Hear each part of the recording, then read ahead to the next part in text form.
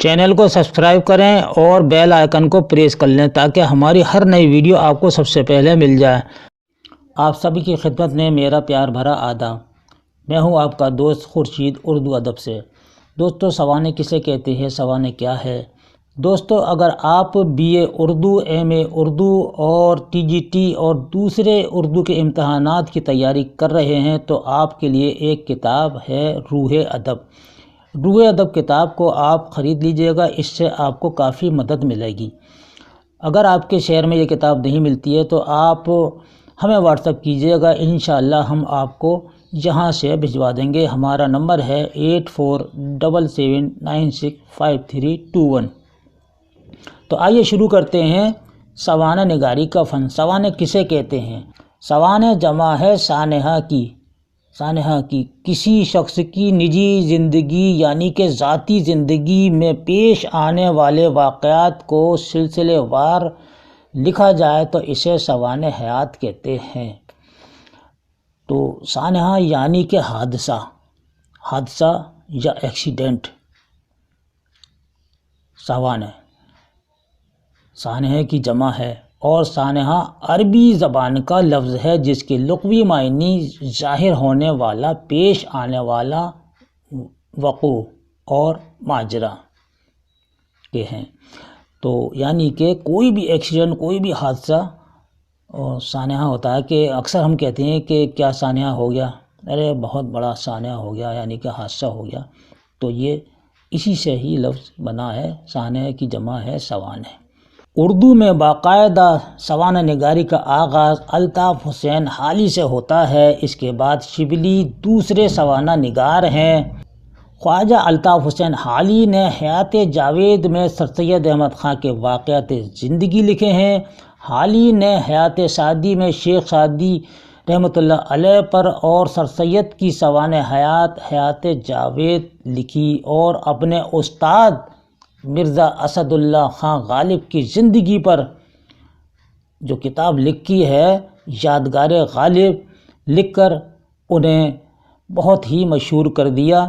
اور یہ یادگار غالب کی سوانح حیات ہے۔ اس میں دوستو یہ بہت خاص پوائنٹ ہے کہ عام استعمال میں ناپسندیدہ اور وحشت انگیز واقعات کو سانحہ کہا جاتا ہے، یعنی کہ حادثہ کہا جاتا ہے۔ یاد رہے کہ سوانح عمری اور سوانح نگاری کی اصطلاحات میں اس کے لغوی معنی کا اعتبار کیا گیا ہے۔ اس طرح سوانح عمری کا مطلب ہے واقعات، حیات اور حالات زندگی یا زندگی کی سرگزشت جس میں اچھے برے، نرم گرم، تلخ و شیریں ہر طرح کے واقعات شامل ہیں۔ سوانح نگاری کسی شخص کی سوانح عمری، سرگزشت یا حالات زندگی تحریر کرنے کا نام ہے۔ انگریزی ادب میں ڈرائیڈن پہلا ادیب ہے جس نے 1683 میں یعنی کہ 1683 میں پہلی مرتبہ سوانح عمری کی تعریف کی ہے۔ کس نے کی ہے؟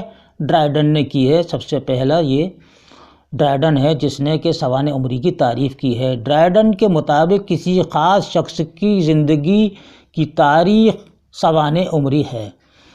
جانسن آ جاتے ہیں۔ جانسن کے مطابق یعنی کہ جانسن کا نظریہ سوانح عمری بیانیہ تحریر کے مختلف اقسام میں سے ایک ہے۔ یہ نہایت شوق سے پڑھی جاتی ہے اور نہایت آسانی کے ساتھ زندگی کے مقاصد پر اس کا اطلاق کیا جا سکتا ہے۔ گیان چند جین کا نظریہ ہے کہ ان کے مطابق سوانح میں کسی شخص کے حالات زندگی اور شخصیات کے بارے میں لکھا جاتا ہے۔ سوانح عمری تاریخ کی ایک شاخ ہوتی ہے۔ سوانح نگاری میں موضوع کو بنیادی اہمیت حاصل ہے۔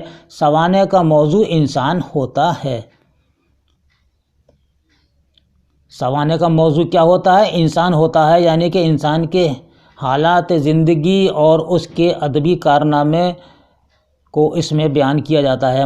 ماہرین سوانح نگاری کی ادبی اہمیت کو متعین کرنے کے لیے اس کے 3 لوازم کی نشاندہی کی ہے۔ ایک موضوع، دوسرا مواد اور تیسرا اسلوب۔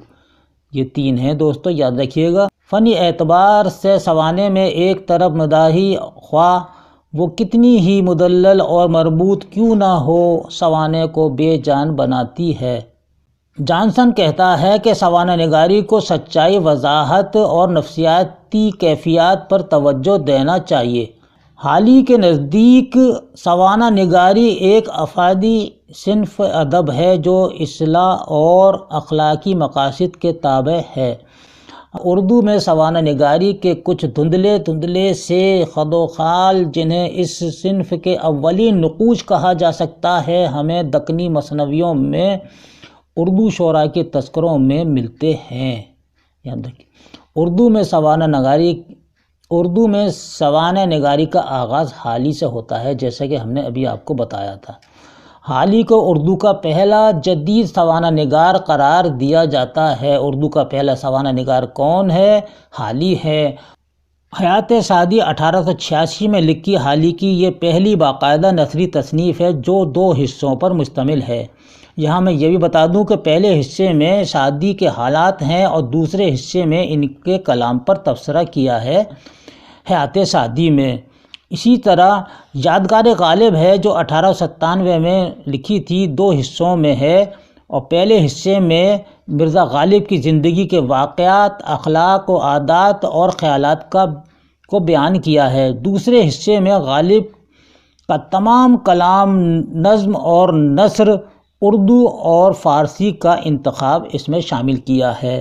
یادگار غالب میں حالی نے غالب کے بارے میں یہ بھی لکھا ہے کہ اگرچہ شاعری کی حیثیت سے انہوں نے شراب کی جا بجا تعریف کی ہے، مگر اس کو بہت برا جانتے تھے اور اپنے فعل پر سخت نادم تھے، باوجود اس کے کہ انہوں نے کبھی اپنے اس فعل کو چھپایا نہیں ہے۔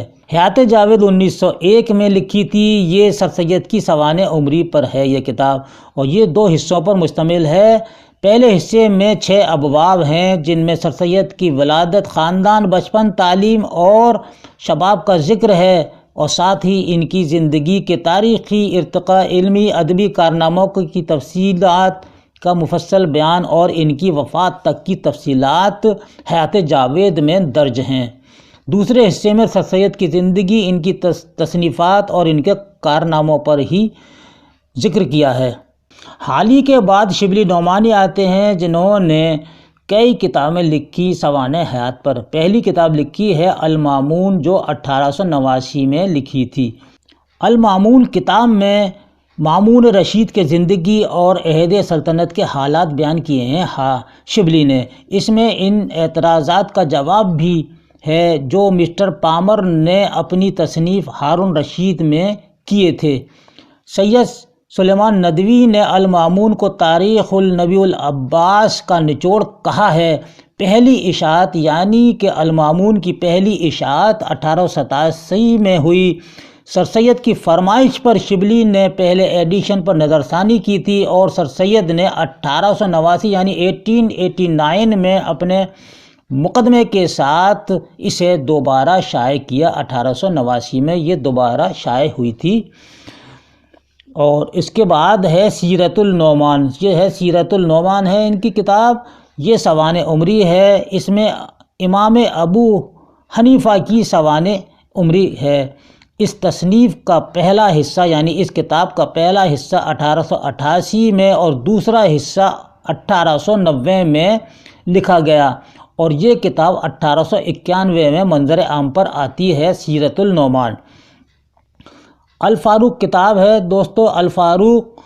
الفاروق 2 حصوں پر مشتمل ہے۔ اس میں حضرت عمر رضی اللہ تعالیٰ عنہ کی سوانح حیات ہے الفاروق میں۔ الغزالی ہے، 1902 میں لکھی تھی الغزالی شبلی کی یہ تصنیف حیدرآباد دکن میں قیام کے دوران لکھی گئی اور اگست 1902 میں کانپور سے پہلی بار شائع ہوئی۔